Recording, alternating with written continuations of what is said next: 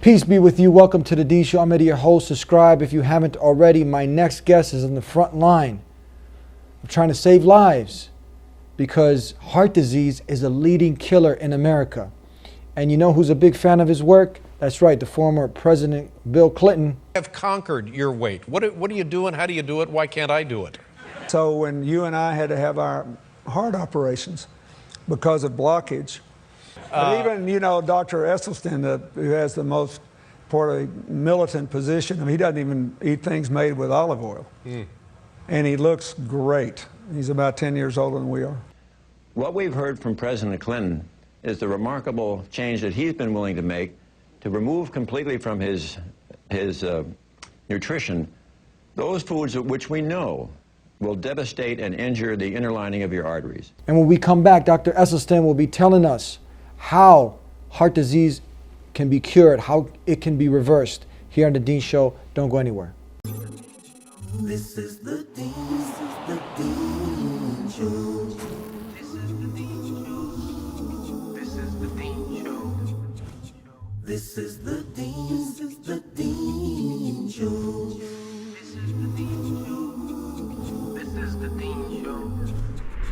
This is the Dean Show.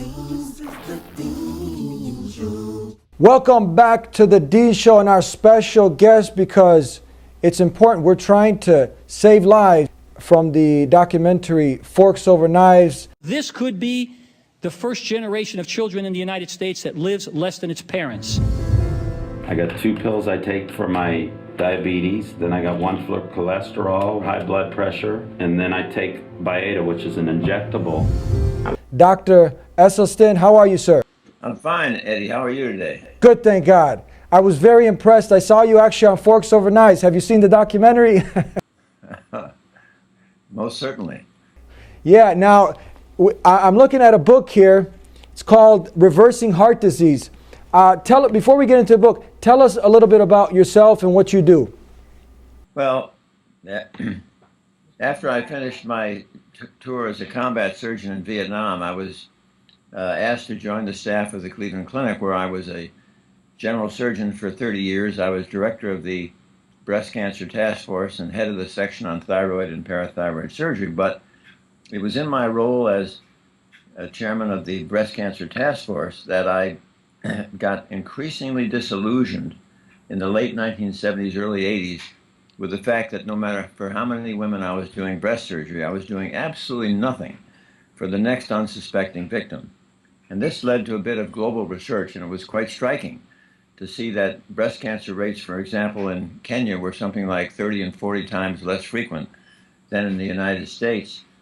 And if you looked at breast cancer in rural Japan in the 1950s, it was very infrequently identified. And yet as soon as the Japanese women would migrate to the United States, by the 2nd and 3rd generation, still pure Japanese American, they now had the same rate of breast cancer as their Caucasian counterpart. And even more provocative, perhaps, was the incidence of prostate cancer in the entire nation of Japan. In 1958, how many autopsy-proven cases were there from cancer, deaths from cancer of the prostate in Japan? 18. One of the most mind-boggling statistics you've ever seen. Dr. Esselstyn, can you tell us, for the audience, most people have no idea what heart disease is, what causes heart disease. Can we start from the beginning? Can you tell us what is heart disease? The leading killer of women and men in Western civilization is coronary artery heart disease. And if the truth be known, this is really nothing more than a toothless paper tiger that need never ever exist. And if it does exist, it need never ever progress. This is a benign foodborne illness. And I say that because if we look, for instance, at some of the cultures on the planet today, like the rural Chinese, the Papua Highlanders, the Central Africa, or the Tarahumara Indians in northern Mexico, cardiovascular disease is virtually non-existent in these cultures. Why? Because by heritage and tradition, they consume a plant-based type of nutrition. And this is really sort of the guidepost of so much of the the research that we were involved in with our first small study in 1985 when it was initiated. It started with patients who were absolutely ravaged with heart disease. And we asked them to, in essence, stop the foods that were injuring the lining of their artery every time that passed their lips. I mean, I think all experts in this disease would agree that where this disease has its inception is when we progressively destroy that life jacket and guardian of our blood vessels, which is that single layer of cells that lines the innermost part of our artery, the endothelium. And the endothelial cells manufacture this wonderful magic molecule of gas, nitric oxide. Nitric oxide protects and prevents all the cellular elements in our bloodstream from ever getting sticky. Our blood flows like Teflon rather than Velcro. Number two, nitric oxide is the strongest vessel dilator in the body. When you climb stairs, the arteries to your heart widen. The arteries to your legs widen and dilate. That's nitric oxide. Number three, nitric oxide protects the wall of the artery from becoming thickened, stiff, or inflamed. It protects us from getting high blood pressure or hypertension. Number four, and this is most important, that an adequate, safe amount of nitric oxide will protect us from ever developing blockages or plaque. So in other words, everyone on the planet who has cardiovascular disease has their disease because they have so sufficiently trashed and injured their endothelial capacity to make nitric oxide. They don't have enough nitric oxide to protect themselves from developing this disease. So what are the foods that every time you pass these foods past your lips, you injure your endothelial cell and decrease the production of nitric oxide? They are oils: olive oil, corn oil, soybean oil, safflower oil, sunflower oil, coconut oil, palm oil, oil in a cracker, oil in a piece of bread, oil in salad dressing. Oil will injure the endothelial cell. Number two, anything with a mother or a face: meat, fish, chicken, fowl, turkey, poultry, will injure endothelial cells, as does dairy, milk, cream, butter, cheese, ice cream, and yogurt. And any excesses of sugar, such as maple syrup, molasses, and honey. And so what we found, interestingly enough, if you do the research going back to the 1950s and look at, sadly, our GIs who died in combat in Korea, you will find that 80% of those 20-year-old GIs had gross evidence of coronary artery disease already. Not enough for their cardiac events yet, but there the disease was already established. Now, on the other hand, if you look at a similar autopsy study now 45 years later, in 1999, this time looking at young women and men between the age of 17 and 34, you will find that now the disease is ubiquitous. Everybody has the disease. So what's going on here? Again, not enough at that young age to have their cardiac events. So not surprisingly, if people keep eating these same Western foods and continue to injure, it's not surprising that we as physicians then identify their cardiac events, which begin occurring in their 40s, 50s, and 60s, and so on. Now, what we found, actually 30 years ago in our first small group of patients who had serious cardiovascular disease, and they had failed their first or second bypass, and they had failed their first or second angioplasty, or they were too sick for these procedures, they had refused. And we found that when they were instructed to limit their nutrition to whole food, plant-based nutrition, not only could they stop the progression of their disease, but they could also, we would see at times, striking examples of disease reversal. So are you saying now that you can reverse this heart disease, which, by the way, how many people actually die from heart disease yearly? Do you know the numbers? Is this true? It's one of the, is it the leading cause of death every year? Absolutely. Over 800,000 people will die of heart attacks and strokes every year, yes. So are you saying, Dr. Esselstyn, that you don't have to be on 10 different forms of drugs, pharmaceutical drugs, that you can actually reverse this? Because some doctors will say this is a myth, but are you saying this is a fact, that you can reverse it without the drugs and with a plant-based diet? Well, let's do this. Let's go over the totality of the evidence. I've shared with you already that from an epidemiological standpoint, that there are millions of people who will never develop cardiovascular disease. Now, what we found out 30 years ago is we took these patients who were seriously ill with cardiovascular disease, and by getting them to eat the same type of whole food plant-based diet that we see in those nations where the disease is not present, not only could they stop their disease, but often you'd see striking examples of disease reversal. Dr. Ornish, my colleague and friend, was a pioneer at this and published studies before we did.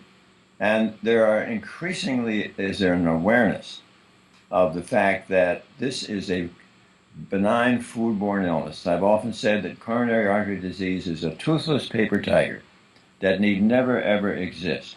And if it does exist, it need never ever progress. This is a completely benign foodborne illness. For example, we just reported another paper last year of some 198 patients where there was a adherence rate of our program of close to 90%, 89%. Of those patients who adhered to the program, over the next 3.75 years, there was one major cardiac event. One patient had a stroke. That's 99.4% avoided any further cardiovascular events. And these were patients who had severe triple vessel coronary artery disease. Now, when I say reversal, I think it's important to recognize that what most people will think about is the blockages that occur in the major coronary arteries. And yes, you can see sometimes striking example of reversal of that. But there are patients who are in their 50s and 60s and so forth who will have plaque that is made up of scar, fibrosis, and calcification, that even though that will never reverse, these patients, interestingly enough, can reverse their stress test, can reverse their disease on a PET scan, meaning that they can get practically normal flow back to the heart muscle without reversing that plaque in the major artery. In addition to that, there may be disease in the legs, there may be disease in the carotid artery going to the brain.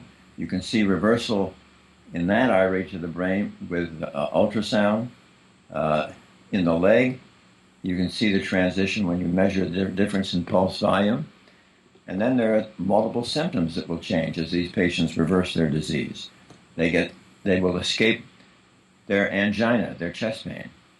They will get rid of their claudication or pain in the calf muscle if it is due to disease in an extremity. Or they will actually reverse their erectile dysfunction. We're here with Dr. Esselstyn. We're going to take a break. We're here trying to save some lives, the man on the front line, trying to cut this statistic down because it is a leading killer, heart disease. We'll be right back with more. Don't go anywhere. I want you to imagine you wake up and in front of you are a bunch of guys running around kicking a ball. No goals, no lines, no rules. What would you think? But is that your life? Surely every sport has its goal. Every game has its end. It has its objective. It has its rules. How about life? How about our life? Isn't there a goal to life? Isn't there a purpose, an objective that we have to reach? We think so. The Quran tells us that we exist in order to worship God, and worshiping God means knowing God. As the Quran says, وَمَا خَلَقْتُ الْجِنَّ وَالْإِنسَ إِلَّا لِيَعْبُدُونَ. Worship, though, is not some narrow, small thing. It's wide, it's vast. It encompasses everything that the human being does. Everything that you do, everything that you think, everything that you feel can be done, thought, said, felt in a way that is either pleasing or displeasing to God. The purpose of life is to try and do everything in a way that God loves and God is pleased with. That is your goal. Please subscribe to The Dean Show. Follow us on our official Facebook and Twitter pages in the links below. Please also help support The Dean Show by making a donation in the link below. Back here on The Dean Show with Dr. Esselstyn. Sir, we saw now on the movie that you were in, the film, that actually the people, they were written off by their doctors, that basically they were going to die. And is it true that it shows as in the film that they were actually taken off the prescription drugs, they actually ended up living, and all through the natural way, through this changing up their eating diet and going more on a plant-based diet. Is this right? Well, that's true. The patients that were seen in the film had a very gratifying response. They were people who totally bought into the whole concept of whole food plant-based nutrition, and they actually were delighted and proud to be a part of it. But as soon as they start losing their chest pain, they lose weight, they see that their disease is reversing, I mean, you've got them hooked. It is it's incredible to think that something as simple as nutrition could be so absolutely powerful. I mean, the trouble with most physicians who treat cardiovascular disease is not only are they caring, they're compassionate, and they have an enormous fund of knowledge, but no time in their training were they ever exposed to the power of nutrition. They don't understand nutrition. They never get training in it. They don't get training in behavioral modification. So it's very difficult for them to embrace it. But one of the things that we have found increasingly is that many younger cardiologists who are willing to take a look at this have absolutely embraced it and have done wonderful things with their patients as they begin to teach them the power of plant-based nutrition. What are the foods that they must avoid? What are the foods that will restore their healthy vasculature? My uncle, he's a medical doctor. He knows about you. He's a fan of your work, and he's on board. And I got to talk to him a little bit about this, about most of the doctors not embracing more of this natural plant-based remedies for healing. But he had seemed to have said that, you know, we do what we know, and most of them have no clue about nutrition. So what do you do? He's actually on board now. He actually has the book. He's referring patients to change up their diet. And what do you actually do when you encounter people in the medical profession, because we want to get them on board? Well, that's right. As I have often said in my presentation, as regards those who are specialists in cardiovascular medicine, it really is possible for the best to be even better.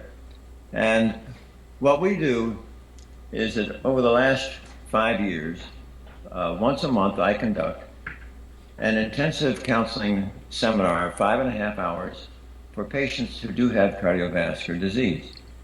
And during that time, these patients are going to learn exactly what they did to create the disease in the first place, and precisely how they can become empowered as the locus of control to halt and to reverse their disease. And at the same time, everybody who attends is going to receive a very hefty notebook that has every one of my PowerPoint slides that I will have used, several of our peer-reviewed scientific articles, because when you think about it, what really is going to make this transition powerful and inescapable is the absolute science of this approach. They also get a 44-page handout with many additional recipes that add to the 240, which are in the 2 books that we include. And also, there's a marvelous hour-and-a-quarter presentation from a wonderful woman who's had 30 years experience acquiring and preparing plant-based foods, dealing with reading ingredients and dealing with travel and restaurants. And then everybody receives a DVD of the entire 5.5-hour seminar, so that if they get home and forgetful, they can flip this on and get themselves back up to speed. And then we always have 3 local or regional participants who previously had a successful experience share their story, so that those in attendance can say to themselves, listen, if he or she can do this, I can do this. And then we have time for answering questions, and then we stay in touch as necessary, either through email or phone call. Now, the interesting thing is getting back to the getting other physicians to become familiar with this. In the last 5 years, we've had 125 physicians attend our course because they were interested in what we were doing, and it's very gratifying to see some of them begin to incorporate this in their own practice. Doesn't this go back to the statement I'm sure you're familiar with, Hippocrates, who said, let food be your medicine and medicine be your food? Sounds pretty good. Sounds pretty good. Tell us about your personal, let us just for a moment get into your one day with Dr. Esselstyn. When you wake up in the morning, what do you eat? How many times a day do you eat? Some of your entrees that you have throughout the day. Can you please fill us in? Well, I think actually telling you what I eat would be better to have my wife say a word or two, but the cereal I love in the morning is I love old-fashioned oats, and I don't like to cook them. I eat them as a dry cereal, pour them in the bowl, then add some raisins and a banana for some sweetness. And then I like to add raspberries, blueberries, and strawberries, and I particularly like to wet it down with oat milk. And I find that's very delicious, and it carries me very well till 12:30, 1 o'clock, when I may have lunch. What is lunch? Lunch frequently is a sandwich, which is a Mestemacher type of rye bread with a hummus spread on it, and then some cut up scallions or cilantro or some kale that has been cooked 5.5 minutes, so it's nice and tender, and then maybe anointed with some lemon juice. Wow. And then on top of that will be an enormous slice of tomato. So I have an open sandwich, and on top of the tomato, I'll have some a tasteful balsamic vinegar. And several of those hold me nicely for lunch. Then for supper, I would have to say that the all-time favorite, and the meal that I first encountered in Puerto Rico over 31 years ago when we were transitioning, was old-fashioned beans and rice. Beans and rice with some cut up scallions, cut up peppers, cut up tomatoes, peas, corn, and maybe some watered chestnuts. And on top of that, you can anoint it with either tamari or some salsa, and you've got an absolute feast. Now, we hear right now former President Clinton saying... But even, Dr. Esselstyn, who has the most militant position, he doesn't even eat things made with olive oil. Mm. And he looks great. He's about 10 years older than we are. But he has a piece of chocolate every New Year's Eve. That you fudge once a year, is that right? Oh, you don't want to get into that. Yes, on New Year's Eve I commit to a Reese peanut butter cup. All right. You're going to allow me that one. Okay, back with more with Dr. Esselstyn. Don't go anywhere. Ladies and gentlemen, this is your captain speaking. Welcome aboard Flight 5235 nonstop to London Heathrow. The temperature is 25 degrees outside, and we are expecting a fairly smooth flight today. In a few moments, the flight attendants will be passing around the cabin to offer you hot and cold drinks. We thank you for choosing to fly with us today, and we hope you enjoy your flight.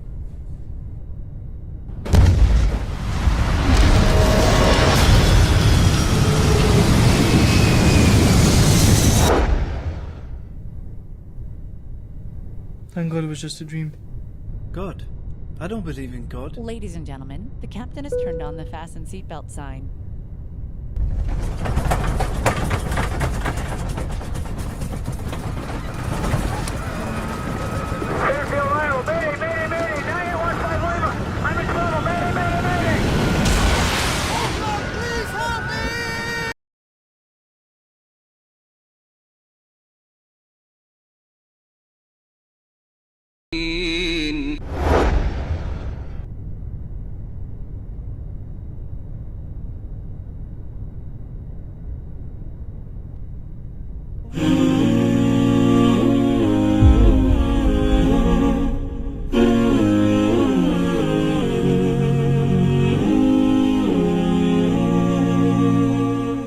Please subscribe to The Dean Show. Follow us on our official Facebook and Twitter pages in the links below. Please also help support The Dean Show by making a donation in the link below. Back on The Dean Show with Dr. Esselstyn here. We're trying to cut that. Now, you said it's 800,000 people die from heart disease yearly?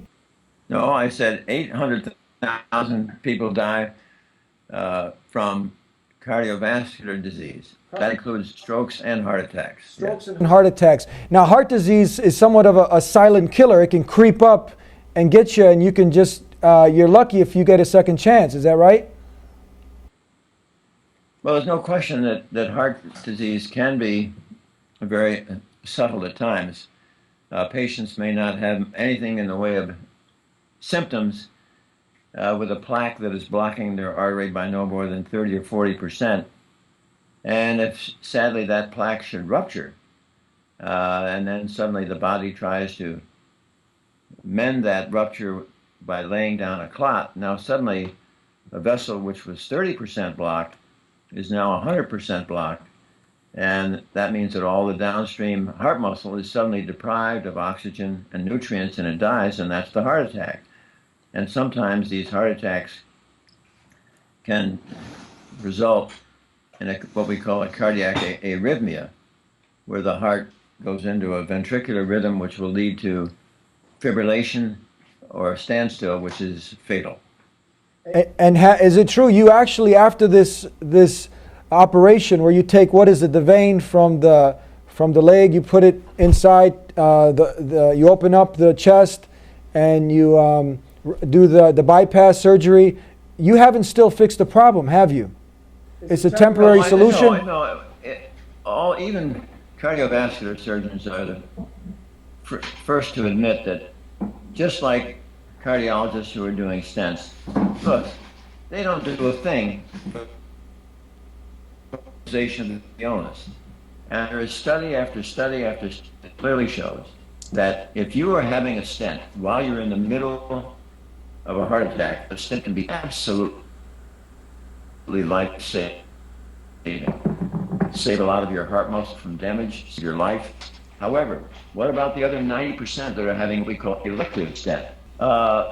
With elective stents, when you're in a stent just because you've got some chest pains or you've made a stress test, there is no prolongation of, and there is no protection from a future heart attack.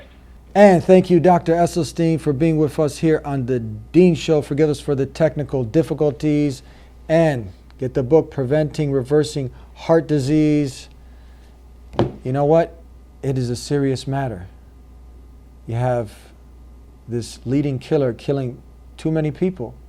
And we can go ahead and fight this by fighting our urges to eat the wrong foods and changing our ways and eating the right foods. And God willing, with God's help, we can go ahead and take advantage of all the wonderful, beautiful foods that are out there. All of the green, beautiful vegetables, the fruits, and getting away from all this junk that's out there. And when you put junk in, what do you get? Junk out. So God willing, you can go ahead and make these modifications, these adjustments in our lives, so we can go ahead and live a more fruitful, well-balanced life. We'll see you next time here on The Dean Show. Until then, subscribe if you haven't already. Peace be with you. There's no question that if the truth were known that coronary artery disease is a toothless paper tiger that need never exist, And if it does exist, it need never, ever progress. What we've heard from President Clinton is the remarkable change that he's been willing to make to remove completely from his nutrition those foods which we know will devastate and injure the inner lining of your arteries. And the remarkable thing is the capacity that the body has to heal itself. And when you do what President Clinton has done, where you completely try to remove any foods that are going to injure your vessel, the body has this remarkable capacity to begin to heal itself. And I'm afraid that as a medical profession, we perhaps have fallen down and really emphasized too much the drugs and the procedures and the operations which really treat the symptoms. They do not treat the causation of this illness. This is one of the few times since Hippocrates that we have not told patients about the causation of their illness.